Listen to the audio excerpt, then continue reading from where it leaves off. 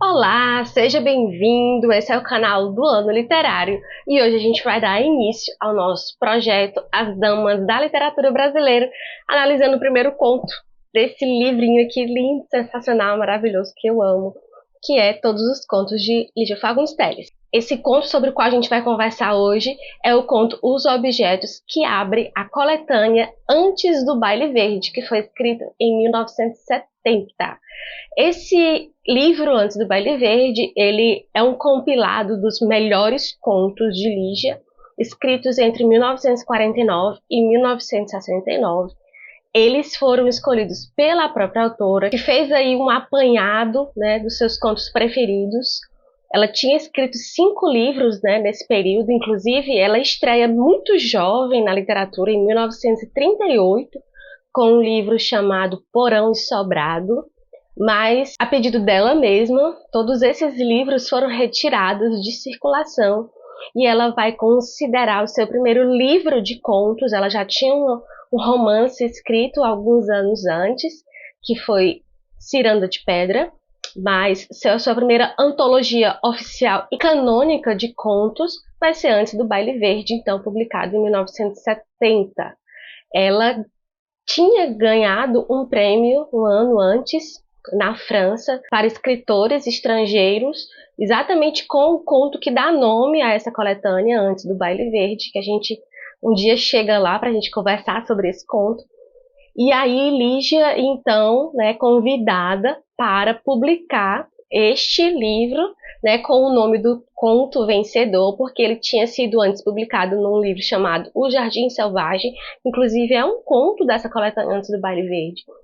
E então eles vão lançar um novo livro em 70 com o título do conto ganhador, e nesse apanhado que ela mesma fez dos seus melhores contos desses últimos 20 anos.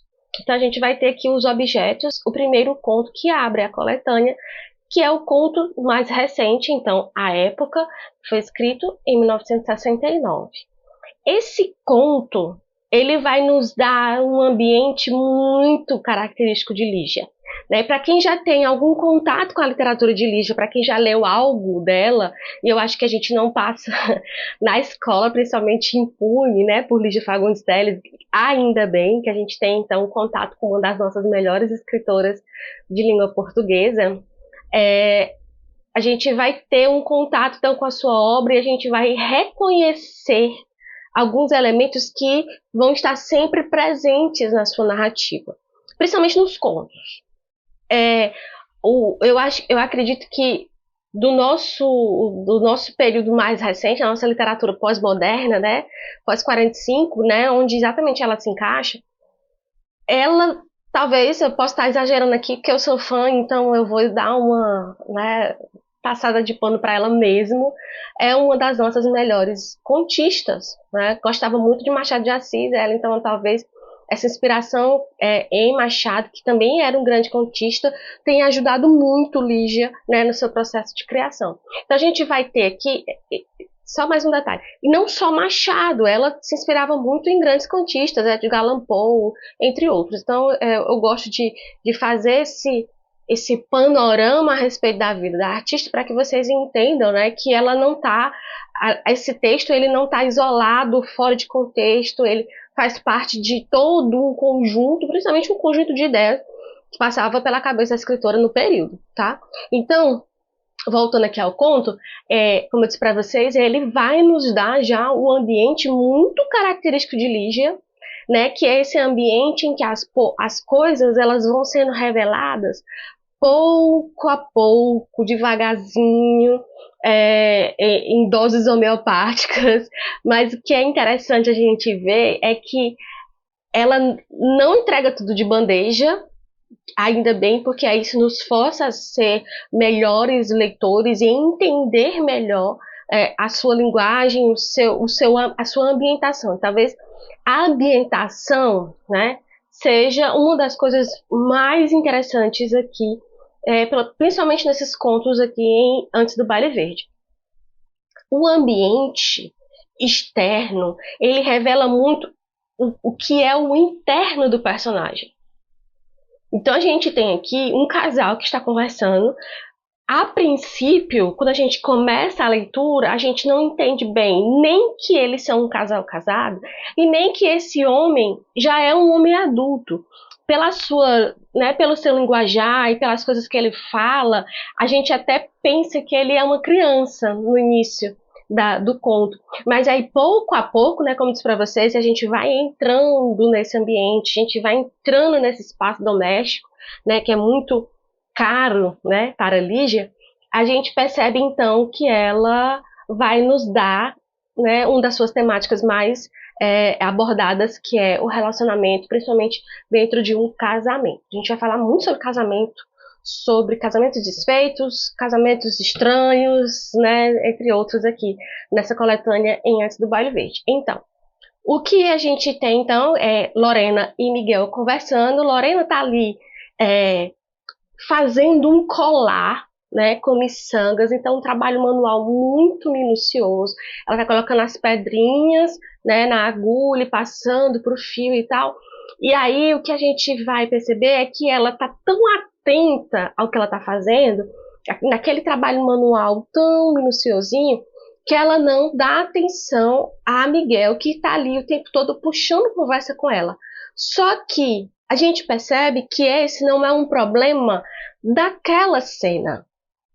E aí, outra coisa que é muito legal é que não é só uma característica de Lígia, a gente vai encontrar isso quando a gente for falar de Clarice também, e talvez isso em Clarice ainda fique mais manifesto, é que o conflito da história, ele antecede o conto. Então, a gente não sabe por que existe uma tensão ali entre esse casal.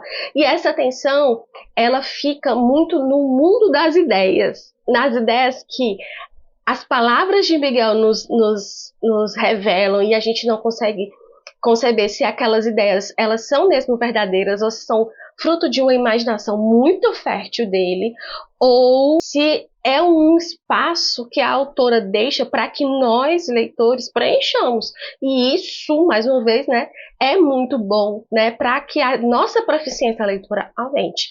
Esses espaços na narrativa, espaços que são feitos para o leitor preencher, fazem com que nós sejamos, então, responsáveis pela nossa educação literária. Isso é muito bom. Voltando, então, eles estão lá conversando, ela está dando atenção ao seu trabalho, não atenção ao marido, e aí ele começa, então, a observar o ambiente onde eles estão, né, numa sala, e ele começa a questioná-la sobre os objetos. Primeiro, como artefato da memória do casal, porque muitos deles estão ali porque foram trazidos de uma viagem onde eles foram a um antiquário e trouxeram objetos muito interessantes para casa, né, daquela viagem. E segundo, porque Miguel faz um questionamento, e aí esse questionamento ele é assim, a chave de leitura desse conto, daí porque o nome e os objetos, o título, né, dos contos de Lígia já nos revelam muita coisa. E aí ele tá primeiro com um peso de papel, né, que é tipo aqueles globos de neve que mexe, aí cai as nevinhas e tal.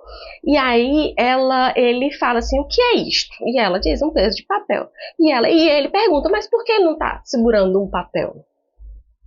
Aí ele se depara também com um anjinho, né? Um estatuazinho, um bibelô de um anjo. E aí ele fala, mas um anjo, a função do anjo é ser mensageiro de Deus, mas esse aqui está parado, então ele não está exercendo a sua função.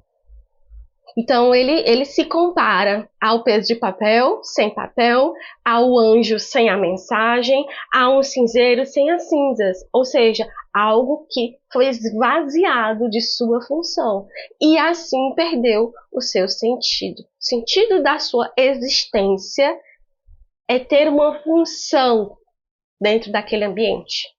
Só que eles não estão exercendo aquela função, eles são ali meros objetos decorativos, assim como o próprio Miguel é. E aí ele fala algo que eu acho surpreendente nesse conto, que ele diz assim, os objetos só têm sentido quando têm sentido. Fora disso, eles precisam ser olhados, manuseados como nós. Se ninguém me ama, vira uma coisa ainda mais triste do que essas, porque ando, falo, indo e vindo como uma sombra, vazio, vazio. É o peso do papel sem papel, cinzeiro sem cinza, o anjo sem anjo. Fico aquela adaga ali fora do peito. A adaga era um dos objetos que eles tinham trazido da viagem. E aí eu quero que vocês entendam uma coisa. Um bom escritor, ele não coloca nada no seu texto, ele não coloca nenhum elemento na sua história sem que ele vá ter uma função. Todo o argumento, em textos argumentativos, por exemplo, todo o argumento ele precisa ser desenvolvido. Ele não pode ser só citado e abandonado. Da mesma forma, no gênero narrativo, os elementos eles precisam ter uma função, os personagens precisam ter uma função. Eles não podem aparecer e desaparecer, simplesmente. Eles não podem ser meros elementos decorativos. Entendem? Então, quando ele cita aqui, né, essa adaga fora do peito, é porque certamente, e aí a gente tem essa certeza, primeiro porque ele nos mostra isso, e segundo que a gente sabe que Lígia, como boa escritora, ela não colocaria esse elemento exatamente representando esta imagem específica gratuitamente. Assim, foi só um exemplo que eu dei. Não. Mais na frente a gente percebe essa tensão entre o casal aumentando, Lorena querendo colocar os panos quentes na história, e toda aquela imaginação muito fértil do marido, que ela pensa que é, mas ele vai cada vez mais revelando a ela e a nós, leitores, o seu estado de espírito. Ele é um objeto meramente ilustrativo para aquela mulher. Nos parece, em determinada passagem do texto, que ele tem algum tipo de transtorno mental. E aí ela é como se tivesse perdido o amor por ele e agora ela só o mantivesse por pena ou então por uma obrigação. E isso, em momentos de lucidez para ele, o machuca muito, porque ele ainda a ama como esposa e ela o vê como um objeto. Algo que ela tem uma obrigação de cuidar. Né? Por isso que no primeiro momento a gente pensa que ele é um menino, pela forma como ela se refere com ele. Porque ela apenas cuida dele, mas ela não o ama. É o que a gente consegue inferir de todo esse diálogo. Até que em determinado momento, para tirar ele dessa conversa difícil, ela disse assim, vamos tomar um chá com biscoitos, você pode ir comprar os biscoitos? E aí, quando ela sai da presença dele, ele então pega essa adaga e sai. O que é interessante é que a gente não, como eu disse para vocês, o conflito já está posto para nós, a gente não tem detalhes dessa história, a gente não sabe o que vai acontecer, e é interessante até que a gente não saiba, para que esse espaço narrativo, né, como eu disse para vocês anteriormente, fique ainda mais contundente e mais forte para nós, então desenvolvermos nós mesmos a nossa imaginação. Mas aí quando ele sai, que o porteiro vê, o porteiro se afasta assim um pouco temeroso do que esse homem está fazendo, como é o estado físico desse homem, a gente não sabe. A gente não sabe com o que ele se parece, como ele está vestido. A gente não sabe, só sabe que o porteiro tem um pouco de receio dele, se afasta um pouco. E aí ele sai para a rua com a adaga e a gente escuta então Lorena do alto do prédio chamando e ele ganha a rua e acaba o conto. É muito bom, esse conto é muito interessante, traz os elementos mais, como para vocês, mais interessantes da literatura de Lígia. A gente vai continuar falando sobre Lígia, nosso próximo conto é Verde Lagarto Amarelo. Espero que vocês tenham aí a curiosidade de ler para que a gente possa enriquecer a nossa discussão no próximo vídeo a respeito de Lígia e a respeito de Clarice. O nosso primeiro conto estudado será O Triunfo. Não consigo dizer para vocês de cabeça quando é que vai sair esse vídeo, mas logo aqui no canal a gente vai falar sobre O Triunfo de Clarice Lispector e o próximo conto de Lígia é Verde Lagarto Amarelo. Se vocês tiverem aí com vocês esse livro ou então Antes do Baile Verde, né, acompanhe essa leitura conosco, tá bom? Compartilhem esse vídeo com seus amigos que gostam de livros de leitura. Se inscrevam no canal se você não é inscrito, deixa seu like e a gente se vê depois. Até a próxima!